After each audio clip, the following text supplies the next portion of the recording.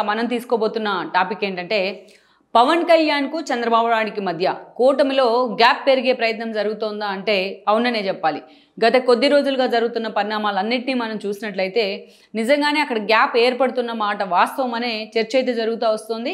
దాన్ని అండర్స్ చేసే విధంగా పవన్ కళ్యాణ్ లేటెస్ట్గా ఎస్పెషల్లీ తిరుమల ఎపిసోడ్ తర్వాత ఆయన తిరుమల తొక్కిసలాట ఘటన తర్వాత తిరుమల కూడా వెళ్ళున్నారు, అక్కడ మాట్లాడారు.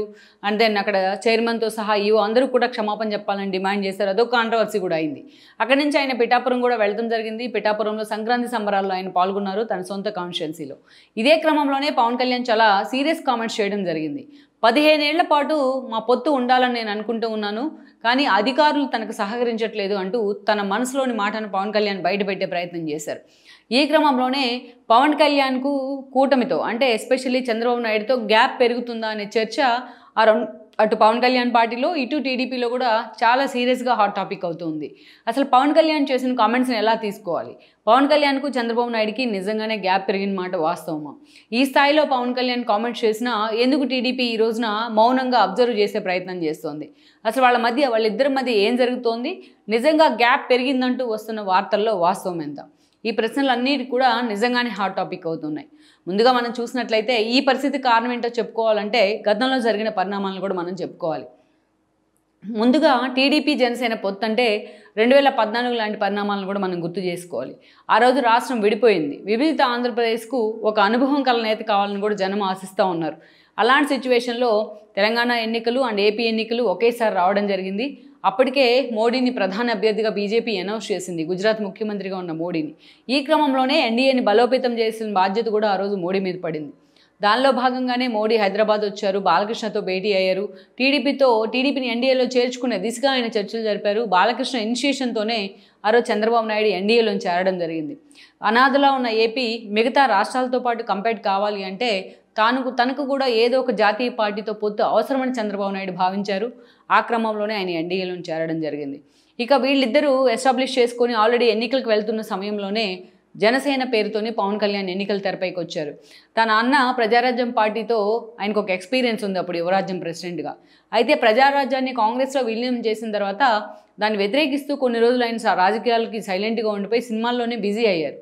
ఇక అదే తర్వాత అలాంటి బెటర్ ఎక్స్పీరియన్స్ మళ్ళీ రిపీట్ కాకూడదనే ఆలోచనతోనే జనసేనని తెరపైకి తీసుకొస్తున్నానని కూడా ఆయన మాట్లాడారు. అయితే అప్పుడు జనసేన ఎన్నికలకు ముందు చాలా తక్కువ సమయం ఉంది, అప్పుడు పోటీ చేయడానికి ఎక్కువ సమయం లేదు, అభ్యర్థుల ఎంపిక కూడా సరైన సమయం లేదు.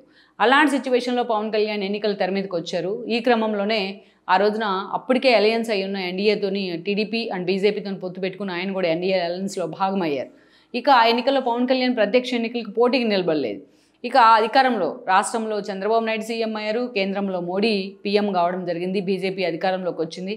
అటు ఇటు కూడా రాష్ట్రంలో కేంద్రంలో వీళ్ళు రెండు పార్టీలు మంత్రి పదవులను కూడా పంచుకున్నాయి. కానీ పవన్ కళ్యాణ్ మాత్రం పదవులకు దూరంగా ఉన్నారు. తాను ఏదైతే ప్రశ్నిస్తూనే ఉంటానో ప్రజా సమస్యల మీద అంటూ దూరంగా ఉండిపోయినారు. అలా ఉన్న తర్వాత దాదాపు 2 ఏళ్ల పాటు బీజేపీ అండ్ టీడీపీ మధ్య సత్సంబంధాలే ఉన్నాయి. అయితే ఎప్పుడైతే విభజన హామీల వేదికగా చంద్రబాబు నాయుడు బీజేపీతో డిఫర్ కావడం జరిగింది, ప్రత్యేక హోదా ప్లేస్లోని ఆ రోజు నీతి ఆయోగ్ ప్రత్యేక ప్యాకేజీని ఏదైతే అనౌన్స్ చేయడం, ఆ ప్యాకేజీకి చట్టబద్ధత కల్పించే ప్రయత్నంలో చంద్రబాబు ఆ రోజు బీజేపీతో పూర్తి స్థాయిలో ఫైటింగ్కి వెళ్లే పరిస్థితి ఉంది. ఆ వ్యాక్యూమ్లోకి వైఎస్ఆర్సీపీ జొరబడ్డంలో కూడా సక్సెస్ అయింది. ఈ క్రమంలోనే చంద్రబాబు నాయుడు మోడీ ఒకరిపై ఒకరు విమర్శలు చేసుకొని విడిపోవడం కూడా జరిగింది.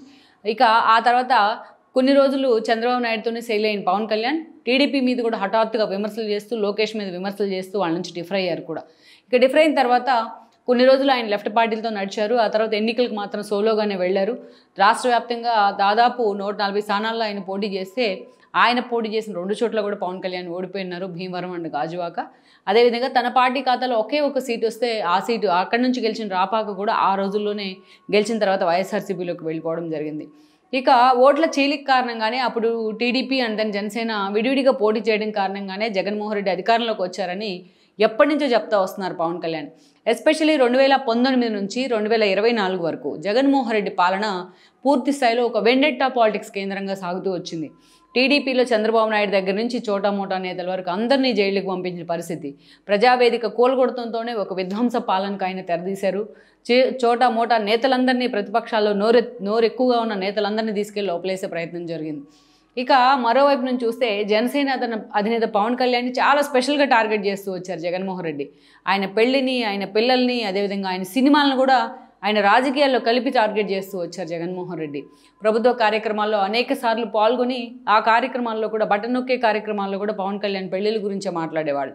అలా ఈ సఫికేషన్లోనే పవన్ కళ్యాణ్ వెళ్ళి బీజేపీతో చేతులు కలిపారు. ఇక ఎప్పుడైతే చంద్రబాబు నాయుడు జగన్మోహన్ రెడ్డి స్కిల్ డెవలప్మెంట్ కేసులో అరెస్ట్ చేశారో ఆ ఎపిసోడ్ తర్వాత పవన్ కళ్యాణ్ చాలా సీరియస్గా టీడీపీతో పొత్తులు కూడా అనౌన్స్ చేయడం జరిగింది. ఓట్ల చీలిక తేవద్దు, జగన్మోహన్ రెడ్డి మరోసారి ముఖ్యమంత్రిని చేయొద్దు అంటూ కూడా పవన్ కళ్యాణ్ తీసుకున్న నినాదానికి టీడీపీ కూడా జతకలిసింది. ఆ తర్వాత తను కొన్ని సీట్లు త్యాగం చేసుకుని బీజేపీని కూడా తీసుకొచ్చి టీడీపీతో కలిపే ప్రయత్నం అయితే చేశారు పవన్ కళ్యాణ్. ఆ ఎపిసోడ్ మాత్రం నభూతో నభవిష్యత్ అనుకోవాలి.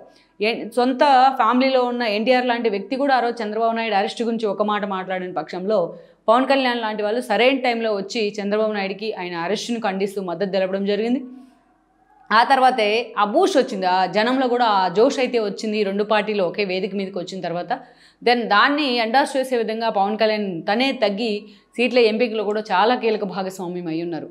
అందరూ తను విమర్శించినా తనకు గెలుపు 100% స్ట్రైక్ రేటే తనకు ముఖ్యమంటూ తాను ఎంపిక చేసుకున్న సీట్లకు మాత్రమే ఆయన పరిమితం కావడం జరిగింది. దాన్నే రూట్ లెవెల్లోకి తీసుకెళ్లారు. 100% స్ట్రైక్ రేట్తో ఈరోజు ఆయన డిప్యూటీ సీఎం కూడా అయి ఉన్నారు. అప్పటి నుంచి కూడా పవన్ కళ్యాణ్ కరెక్ట్గా తమ ఇబ్బందిలో ఉన్న సమయంలో ఆయన వచ్చి, అంతకంటే ముందుగా చంద్రబాబు నాయుడు కూడా ఆయన కలవడం జరిగింది వైజాగ్ ఎపిసోడ్ తర్వాత. అది అందరికీ గుర్తుండే ఉంటుంది. ఆ తర్వాత ఆయన అరెస్ట్ అయిన సమయంలో పవన్ కళ్యాణ్ అనౌన్స్ చేశారు కూడా పొత్తుల్ని. ఇక డిప్యూటీ సీఎం అయిన తర్వాత చంద్రబాబు నాయుడుకి పవన్ కళ్యాణ్ మధ్య ఆ రోజు ప్రమాణ స్వీకారం చేసిన దగ్గర నుంచి ఇప్పుడు దాకా సత్సంబంధాలే ఉన్నాయి. చాలా సానుకూలంగా ఉన్నారు వాళ్ళిద్దరూ. ఎక్కడ కలిసినా, ఎక్కడ మాట్లాడుకున్నా, అటు మీడియా ముందైనా, అటు ఆఫ్ ద రికార్డ్ అయినా, ఇటు మంత్రిమండలి అయినా, ఏ భేటీ అయినా సరే పవన్ కళ్యాణ్కు అదే స్థాయిలో ఆయన ప్రయారిటీ ఇస్తూ వచ్చారు.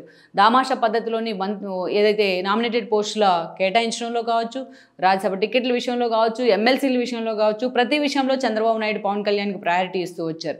ఇక అదేవిధంగా చూసినట్టయితే లోకేష్ కూడా పవన్ కళ్యాణ్ని అన్న అన్న అంటూ ఎక్కడ కనిపించినా ఆయన కాళ్ళకు నమస్కారం చేస్తూ అటు పవన్ కళ్యాణ్, లోకేష్, పవన్ కళ్యాణ్, చంద్రబాబు వీళ్ళు వేరు వేరు కాదు అన్న ఒక ఎక్స్పోజర్ అయితే ఇవ్వగలిగారు. వైఎస్ఆర్సీపీ అనేక సార్లు ఈ పొత్తుల గురించి విమర్శలు చేసినా ఒకే ఫ్రేమ్లో వాళ్ళిద్దరూ కూడా నవ్వుతూ కనిపించి వాటన్నిటిని, ఆ అనుమానాలను కూడా పటాపంచలు చేయగలిగారు. అయితే ఇప్పుడు తిరుమలకి ఎదురుగా ఏదైతే తొక్కిసలాట జరగడం, 6 దురదృష్టవశాత్తు ఏదైతే మృతి చెందడం కానీ అక్కడికి వచ్చిన భక్తులు ఎవరైతే ఉన్నారో ఆ ఎపిసోడ్ తర్వాత అటు చంద్రబాబు నాయుడు, పవన్ కళ్యాణ్ వెళ్ళడం కానీ అక్కడ చాలా తీవ్రంగా ఆగ్రహం వ్యక్తం చేశారు పవన్ కళ్యాణ్. ఎందుకంటే పవన్ కళ్యాణ్ తనే ఇది ఎక్కువ బాధ్యత అన్నట్టు కూడా ఫీల్ అయ్యారు. అందుకు కారణం ఏంటంటే అంతకుముందు లడ్డు వివాదంలో తెర మీదకి వచ్చిన విషయాలు కానీ, పవన్ కళ్యాణ్ సనాతన ధర్మం వైపు స్టాండ్ అయి నిలబడడం కానీ, తిరుమల కేంద్రంగా పెట్టిన భారీ సభ డిక్లరేషన్స్ కానీ ఇవన్నీ మనకు తెలుసు. అందుకే తిరుమల గురించి ఎక్కువ మాట్లాడాల్సిన బాధ్యత తనే తీసుకున్నారైనా. ఈ క్రమంలోనే టీటీడీ చైర్మన్ సహా ఈవోలందరినీ కూడా ఆయన క్షమాపణ చెప్పాలని కోరారు. అక్కడే చిన్న కాంట్రవర్సీ అవడం, క్షమాపణ చెప్పేందుకు వాళ్ళు ముందుకు రాకపోవడం, తర్వాత బలవంతంగా వాళ్ళని క్షమాపణ చెప్పించే ప్రయత్నం చేయడం ఈ ఎపిసోడ్ అంతా మనకు తెలిసిందే. అయితే దీని తర్వాత పవన్ కళ్యాణ్ స్వయంగా పిఠాపురంలో పర్యటిస్తూ సంక్రాంతి సంబరాల్లో పాల్గొంటూ 15 ఏళ్ళు నేను తను పొత్తుండాలనుకుంటున్నాను మా పార్టీల మధ్య, బట్ అధికారులు మాట వింటలేదు అంటూ కూడా ఆయన మాట్లాడారు. ఇది నిజంగానే కూటమిలో ఒక అలజడి కలిగించే సిచ్యువేషన్ అని అనుకోవచ్చు. అంత స్ట్రాంగ్గా తమ మధ్య బాండింగ్ ఉండింది అనుకుంటున్న పరిస్థితుల్లో ఆ స్థాయిలో ఇలాంటి పవన్ కళ్యాణ్ నోటి వెంటే మొహమాటం లేకుండా ఇలాంటి కమెంట్స్ రావడం అనేది అంత ఈజీ టాస్క్ అయితే కాదు. టీడీపీ అంత ఈజీ కాదనేది వీటిని తీసుకుంటారని కూడా మనం అనుకోం. ఎందుకంటే ఏదైతే చాలామంది పెద్దలు చెప్తుంటారు ఒకే ఓవర్లో 2 కత్తులు ఎలా ఇముడతాయి అని. కానీ దాన్ని కూడా పక్కన పెట్టి చంద్రబాబు తన ఎక్స్పీరియన్స్ని పక్కన పెట్టి, తన అనుభవాన్ని పక్కన పెట్టి, పవన్ కళ్యాణ్ తనకున్న పాపులారిటీని పక్కన పెట్టి వీళ్ళిద్దరూ కూడా మొన్నటి ఎన్నికల్లో కలిశారు, చేతులు కలిపారు. టికెట్ల పంపకాల్లో కూడా ఇద్దరు కలిసే డెసిషన్ తీసుకున్నారు. చంద్రబాబు ఏది చెప్పినా పవన్ కళ్యాణ్ సానుకూలంగా విన్నారు. పవన్ కళ్యాణ్ ఏ సజెషన్ చేసినా చంద్రబాబు నాయుడు సుపీరియారిటీని పక్కన పెట్టి మరీ తీసుకున్నారు. ఎక్కడ వాళ్ళిద్దరు కనిపించిన ఫ్రేమ్లో ఈగోలు కానీ, ఏదైనా భేషజాలకు వెళ్ళటం కానీ ఇలాంటి ఇన్సిడెంట్స్ ఇప్పుడు దాకా మనం చూడలేదు. కానీ అధికారులు చేస్తున్న కొన్ని పనుల కారణంగానే సమన్వయ లోపం వస్తామన్నంటూ కూడా పవన్ కళ్యాణ్ మాట్లాడుతూ ఉన్నారు. సోషల్ మీడియాకి సంబంధించిన అరెస్టు విషయంలో పవన్ కళ్యాణ్ మాట్లాడారు. వైసీపీ వాళ్ళు చాలా ఎక్కువ చేస్తున్నారంటూ పవన్ కళ్యాణ్ మాట్లాడినప్పుడు కానీ టీడీపీ చాలా ఫర్మ్గా వ్యవహరిస్తూనే వచ్చింది. అంతే స్థాయిలో సోషల్ మీడియా వైసీపీ కార్యకర్తల మీద కేసులు పెట్టారు.